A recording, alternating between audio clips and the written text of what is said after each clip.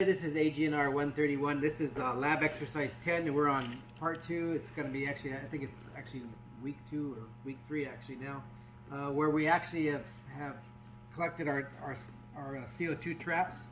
If you remember, we did that already. We kept them. They've actually been sitting at room temperature for a week, not because we had to leave them sit there for a week, but because we just we ran out of time to do them.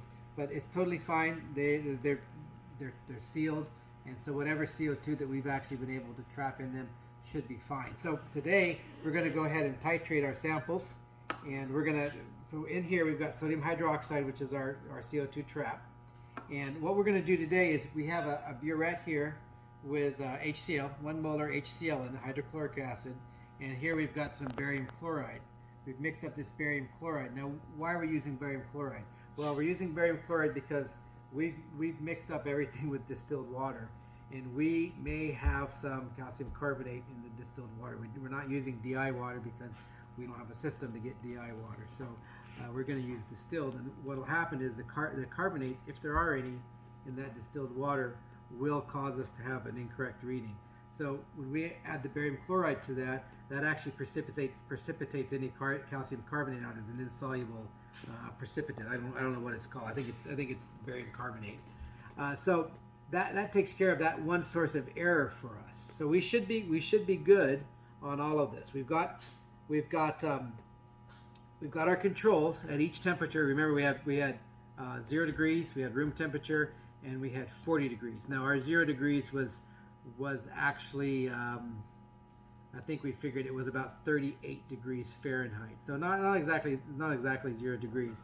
And we figured our 40 degrees was spot on. It was right on 40 degrees, and that was really good because we were able to get that oven to really behave for us and really hold that temperature. Our room temperatures, we're about 76 to 78 degrees probably on average. It's going to vary a little bit, but it probably didn't vary in here. We kind of looked at the temperature as best we could.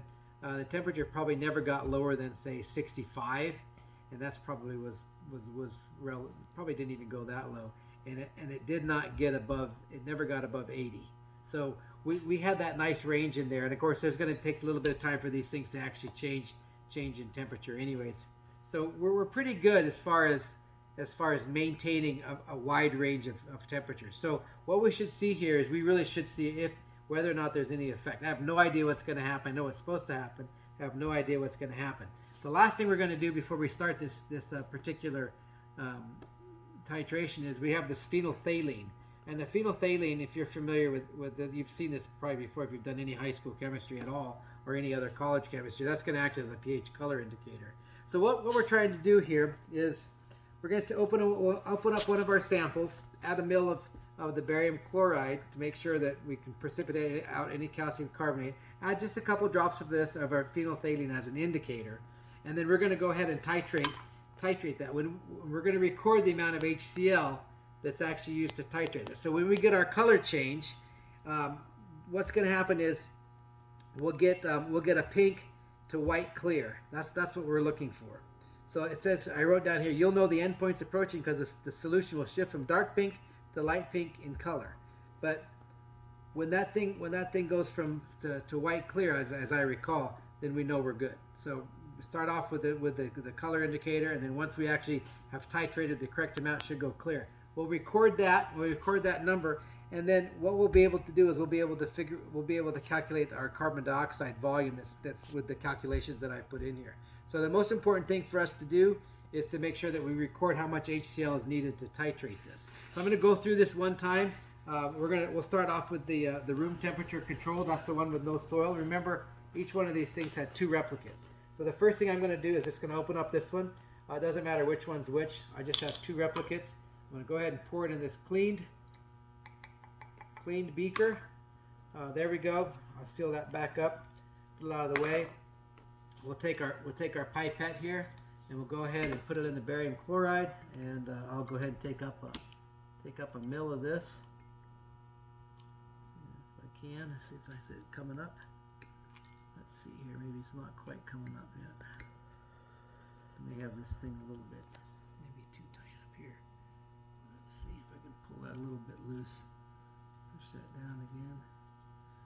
I should have tested that out before I did it.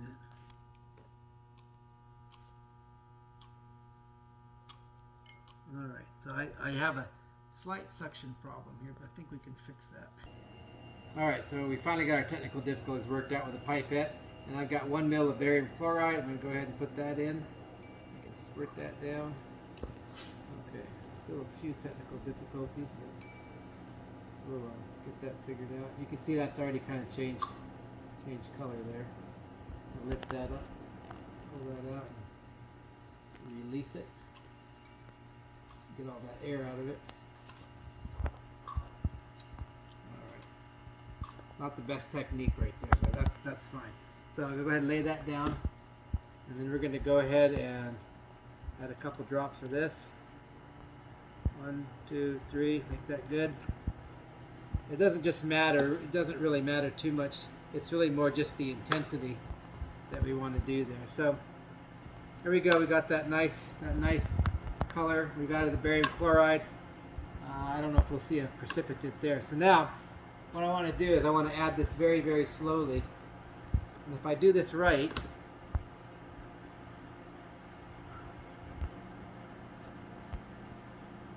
should be able to get this to come pretty slow.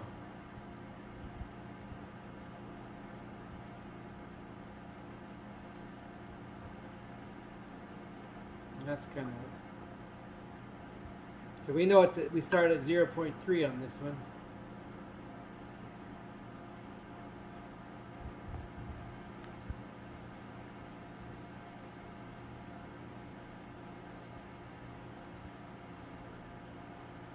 So you can put it. All right, so here we go. All of a sudden, we're clear, and that took about 17 milligrams or milliliters of HCl to actually titrate that. 17. We're sitting at 17.5, 6, 7, 8, 9. No, it's 18. 18. That's exactly it. 18.2.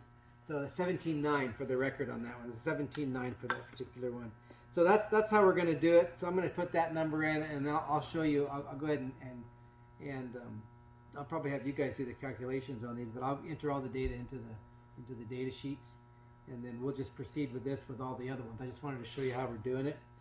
There we are, clear. You saw it pink before. We're definitely clear. If I look through that, I can see some stuff that does look like it's in suspension, like maybe some solids that are in there. So maybe that barium chloride is actually doing the trick there. So that's what we're going to do. So now what we'll do is we'll take this reading, and I think I've got enough here. Hopefully we have enough to go ahead and to do one more. I got a whole bunch more of 1 molar HCl here. I can fill it back up again, which I'll do with this burette very carefully, because that is 1 molar HCl. We'll just fill it in from the top, and we'll just keep going. We'll do all 12 of those just the same way we just did this, and give you the data, and then we'll go from there. That's the end of this video, and thanks very much.